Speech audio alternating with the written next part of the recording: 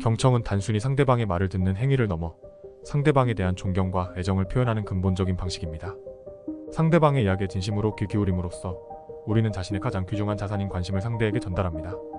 이는 당신이 상대방과 그들의 목표를 진정으로 소중히 여긴다는 강력한 메시지를 전달하며, 이는 관계 형성에 있어 매우 중요한 요소입니다. 심지어 악마조차도 경청을 고마워한다는 말이 있을 정도로 경청의 힘은 누구에게나 긍정적인 영향을 미칩니다. 상대방의 마음을 여는 데 있어 우리 자신의 이야기보다는 상대방이 하는 말에 집중하는 것이 더 큰 효과를 발휘합니다.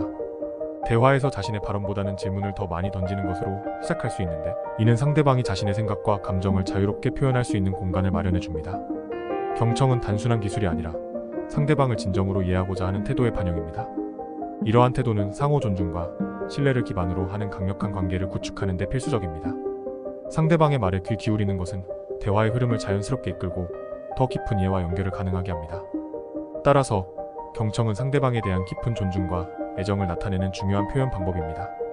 진정한 경청을 통해 우리는 더욱 풍부하고 의미 있는 인간관계를 발전시킬 수 있습니다. 상대방의 이야기에 귀 기울임으로써 우리는 상호 이해와 공감의 다리를 놓을 수 있으며, 이는 모든 관계에서 긍정적인 변화를 가져올 것입니다. 힘이 센 강자도 아니고 두뇌가 뛰어난 천재도 아닌 사람이 성공할 수 있는 비결은 바로 변화에 있습니다. 체인지라는 단어에서 지를 시로 바꾸면 찬스, 즉 기회가 됩니다. 이는 변화 속에 항상 기회가 숨어 있다는 사실을 상징적으로 보여줍니다. 일상에서 변화를 받아들이고 이를 기회로 전환하는 능력이 바로 개인이나 기업이 성공으로 나아가는 핵심입니다. 인간은 본능적으로 안정을 추구합니다. 그러나 새로운 기회를 발견하고 이를 삶의 성공으로 연결하기 위해서는 변화를 두려워하지 않고 오히려 그 변화를 즐기는 자세가 필요합니다. 변화를 잘하는 사람과 기업만이 끊임없이 발전하고 경쟁력을 갖추며 높은 성공 확률을 보장받을 수 있습니다. 개인적인 경쟁력을 평가하는 데 있어 나는 변화를 잘하는 사람인가? 또 다른 사람들이 나를 변화를 즐기는 사람으로 평가하는가? 라는 두 가지 질문은 매우 중요합니다. 이러한 자가평가는 스스로의 성장 가능성을 확인하고 변화에 대한 개인적인 태도를 개선하는 데 도움을 줍니다. 성공으로 가는 길은 변화를 두려워하지 않고 그 속에서 새로운 기회를 발견하며 이를 통해 계속해서 자신을 갱신하는 것에 있습니다. 변화에 적극적으로 대응하고 그 과정을 즐길 줄 아는 사람만이 진정한 성공을 이룰 수 있습니다. 변화 속에서 기회를 발견하고 이를 적극적으로 활용하는 것이 바로 진정한 성공의 비결입니다. 미안하다는 말은 단순한 사과 이상의 깊은 의미를 담고 있습니다. 이는 제 탓입니다. 나는 당신을 존중합니다. 그리고 나는 당신과의 관계를 소중하게 생각합니다. 라는 세 가지 중요한 메시지를 전달합니다. 관계 회복에 있어서 진심을 담아 사과하는 것만큼 효과적인 방법은 없습니다. 이 때문에 살이라는 단어를 마법의 단어, 즉 매직 워드라고 부를 수 있습니다. 사과를 하는 것은 때때로 우리의 자존심과 직면하게 만듭니다. 먼저 미안하다고 말하는 것이 쉽지 않은 이유 중 하나입니다. 그러나 사과하는 행위는 결코 부끄러운 일이 아닙니다.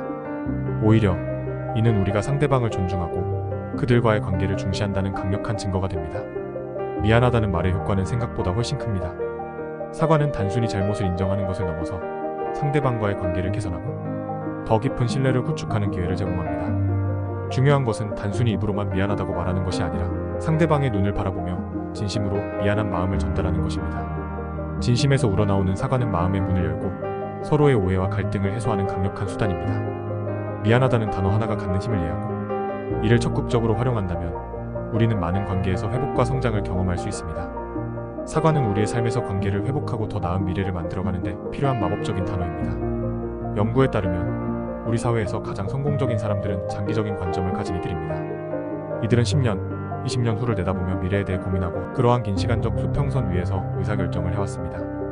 이는 단순히 먼 미래에 대한 꿈을 꾸는 것을 넘어서 그 꿈을 실현하기 위한 구체적인 목표를 설정하고 이를 달성하기 위해 필요한 단계들을 계획하고 실행하는 과정을 포함합니다.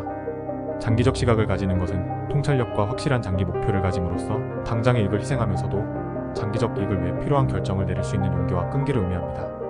이러한 접근은 단기적 성공에 치중하는 대신 지속 가능한 발전과 성공을 추구하는 데 중요합니다. 21년간의 실전, 경영 경험을 통해 배운 바에 따르면 장기적 관점을 가지는 것은 성공을 위한 필수 불가결한 조건입니다. 장기적인 목표를 설정하고 그에 맞는 전략을 수립하며 일시적인 실패나 어려움에도 불구하고 꾸준히 목표를 향해 나아가는 인내와 끈기가 필요합니다. 성공한 사람들의 공통적인 특징은 그들이 미래에 대한 명확한 비전을 가지고 그 비전을 실현하기 위해 필요한 행동을 꾸준히 취해왔다는 것입니다. 장기적인 관점을 가짐으로써 우리는 더 큰 그림을 볼 수 있으며 당면한 어려움을 넘어서 더 큰 목표를 향해 나아갈 수 있습니다. 결국 장기적인 시각을 갖는 것은 단기적인 성공을 넘어서 지속 가능한 성공을 이루기 위한 핵심 요소입니다. 이를 통해 우리는 불확실한 미래 속에서도 명확한 목표를 가지고 꾸준히 전진할 수 있으며 궁극적으로 자신의 꿈을 실현할 수 있습니다. 제프 베조스가 말한 바와 같이 아마존은 실패하기에 세상에서 가장 좋은 장소라고 할 수 있습니다. 실패와 발명은 떼어놓을 수 없는 관계에 있으며 아마존에서는 이를 통해 지속적인 혁신을 추구합니다. 아마존에서 실패는 단순한 실수가 아니라 발전과 성장을 위한 필수적인 과정으로 여겨집니다. 이러한 문화는 아마존이 세계 최대의 온라인 리테일 회사로 성장하는 데 결정적인 역할을 했습니다. 베조스에 따르면 실패에는 두 가지 유형이 있습니다.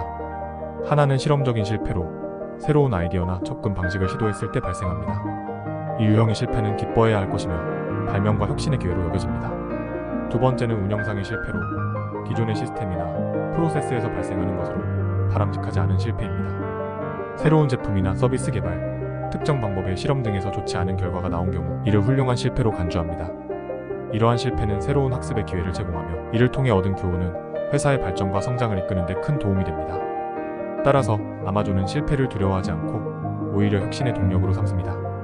아마존의 성공은 실패를 통한 학습과 발전의 문화에서 비롯되었습니다. 이러한 문화는 모든 구성원이 새로운 아이디어를 자유롭게 제시하고 실험을 격려받으며 실패에서 교훈을 얻고 다시 도전할 수 있는 환경을 조성합니다. 이는 단순히 성공하는 기업이 되는 것을 넘어 지속적으로 혁신하고 성장하는 기업으로 남는 비결입니다.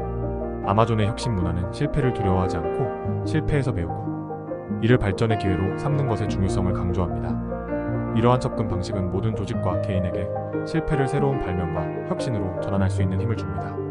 실패를 통한 발명은 아마존이 세계 최대의 성공 사례 중 하나로 자리 잡는 데 기여한 핵심 요소입니다. 오늘도 구독과 좋아요로 함께 성장해 나가길 기대합니다. 감사합니다.